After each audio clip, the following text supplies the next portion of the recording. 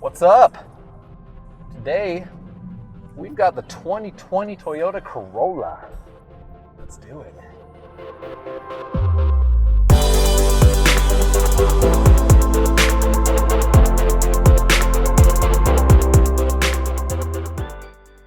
Yes, this is the 2020 Toyota Corolla. Now, back in 2019, Toyota brought out the 2019 Toyota Corolla hatchback that was completely redesigned. A lot of people were really excited about it, and they brought the redesign to the 2020 model, which made a lot of people happy. I gotta say, I like it. I like the way it looks.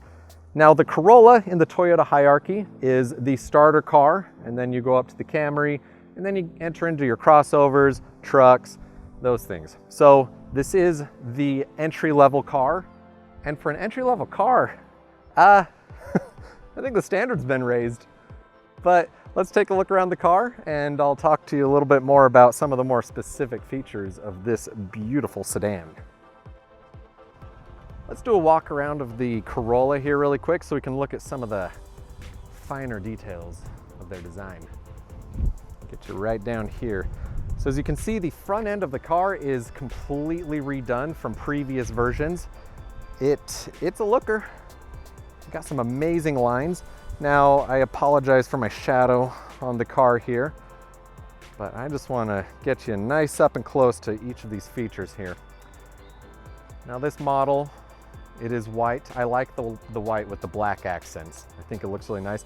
If you look down there at the bottom, that skirt there, it just, I don't know, it makes the car look sportier. I'm gonna step back here and show you the profile. It's a good looking car. I took it over to my brother earlier today to kind of show it off a little bit.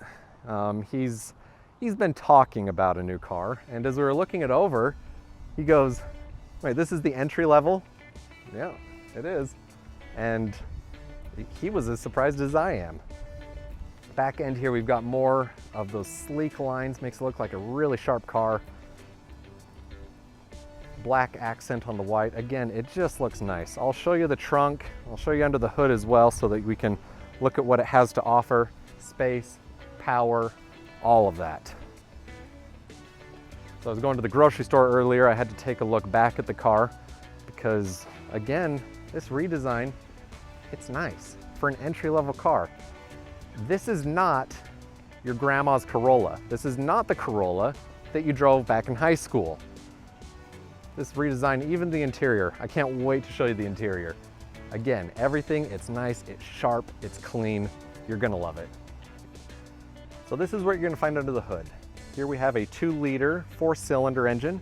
It's rocking 169 horses. And this particular model is the SE. If you get the SE or the XSE, you're going to get the 2-liter. But if you get the L, LE, or the XLE model, then you'll have a 1.8-liter engine with a 4-cylinder rocking about 139 horses. Of course, you've got the hybrid available, which we'll talk about a little bit later. And then you have the hatchback as well. Depending on your model body, that will determine the engine that you'll get. So that's about what you can expect under the hood.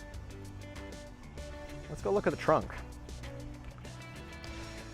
As for the trunk, there's really not that much to talk about other than the space, of course. This being the sedan, you're going to get 13 cubic feet of space. If you get the hatchback, you'll be getting 18 cubic feet of space, but with the sedan here, it's a good amount of trunk space. You can fit luggage in it. You can probably fit small boxes from IKEA in it. Your groceries obviously are going to be just fine in here. So nothing to worry about unless you're planning on moving, then you'll fit small boxes, likely not furniture. And this is what you're going to be seeing in the driver's seat. Now, the name of the game with Corolla is options. Options, options, options. There's a lot. It would make Goldilocks sweat. I'm not even kidding you. Standard inside the Corolla, though, is this 8-inch infotainment center. It's a good looking thing. Now, it seems like Toyota's honestly taking a place straight out of the playbook from Lexus here. Honestly, it's a tablet just sitting here. When I first got into the car, it took me probably a grand total of 7 seconds to finally figure out how to connect my phone. Didn't take long at all. I just had to look around at some of the buttons. It was quick and easy, got my phone connected. And as far as navigating through it, honestly, all you gotta do is be willing to push some buttons. If you don't know what audio means, I'm not sure how, but bear with me here. Let's say, hey, I'm not sure what audio displays. You push the audio button, easy, quick, clean. You do have plenty of other buttons here to play around with. Apps, phone, you can change the music. Of course, anything that's on here, as far as music is concerned, you can control on the steering wheel. You've got your volume, you can change the track, and then of course you can set your cruise control. You've got a few safety features here that I'll talk about while we're doing our ride along, but I'll just guide you here really quick. This little button here, that one's going to set up your distance monitoring. So if you're using cruise control, your car will actually stop for you if you're not paying attention. Nice little safety feature. Then you've got the lane diversion helper here. It's just gonna keep you centered in the middle of the road. This one was a safety feature I was a little more willing to test out while I was driving, because honestly, safety features while you're driving, not super fun to test out. I actually did not test out the distance monitoring because knowing my luck, I'd probably end up crashing it. I'll just take Toyota's word for it that it is there. What about your passengers in the back seat though? Let's talk legroom. So keep in mind this is an entry-level sedan, so you're not gonna be working with too much space, but the driver's seat here is all the way back. I'm 6 feet tall. I mean, I don't have extremely long legs, but my knees aren't touching. I'm sitting comfortably. So honestly, that's not something that you're gonna have to really worry about at all. They did good. Now, last and certainly not least, let's talk about the driver experience, how it handles, how you feel as the driver, all that good stuff. As I said earlier, the name of the game is options. Options, options, options. Of course. There's all sorts of things you can do to customize the car. The fabric on these seats, that blue trim that I actually really like, it's a nice fabric, is optional. It's something you can pick. I gotta say, these seats are comfy. I'm sitting securely in the seat. I feel good. I really honestly like it. I'm impressed with what they've done. The dashboard here, stitched leather. Same with the steering wheel, very comfortable stitched leather. Also optional, something you can do to customize it. As for driving it though, as you saw, we were just at the red light. I'm not even using sport mode and it gets up pretty well.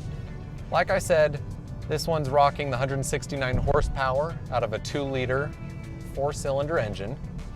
And, just went over one of those metal plates and didn't hardly even notice it. Here's another one. Not bad. The suspension's quite stiff. I was surprised when I was going around in corners, getting off of quick streets into neighborhoods. Going around a corner, I felt comfortable. I was honestly surprised about that. That was something that caught me off guard a little bit. I was expecting it to be an entry-level experience of a car. Not really the case. So what is my final verdict on the car then? Well, as I like to do, we'll go over the pros and cons and then I'll give you my final say. The pro of the car, new styling, and the new styling works. It looks good. As I showed you earlier, it's got kind of a sporty look. The word that was used when I was picking it up was peppy. And I think that's actually a perfect way to describe it. It is a peppy car. For a first-time car, or even if you've had the Corolla before and you like it, you're not going to be disappointed by this one. Other pros, like I said earlier, the options. So much you can do to customize this car, make it your own. One of the options, you can do custom JBL audio. You can add a few different safety features to the car. This particular car does not have the blind spot detection, but that's something you can add. This one does require a key to get it started. You can add in the option to do a push button start. Passive entry into the car is another option. So there's plenty you can do to the car to really make it yours. I really like that. Another pro, the comfort of the car. It's nice. I would not honestly expect this from the entry level. Another con with the car, I suppose, if you can even call it that, it's not even that large of a con, is that it is just a Corolla. It is the entry-level car. Honestly, you're probably going to take this as more of a pro than anything, but since it is the entry-level car, what you see is what you're really going to get. I guess that just leads into another pro, is that I'm just impressed with what they've done with an entry-level car. The standards been brought up a little bit.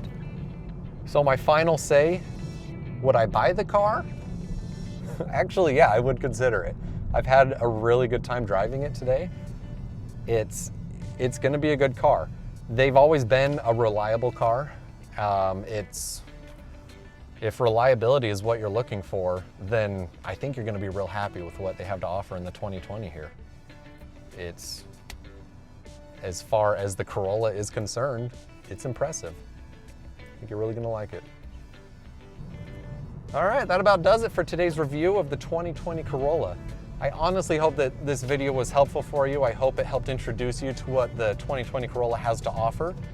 And if you liked what you saw here, look forward to some future car reviews. I will try to review as wide a variety of cars as possible.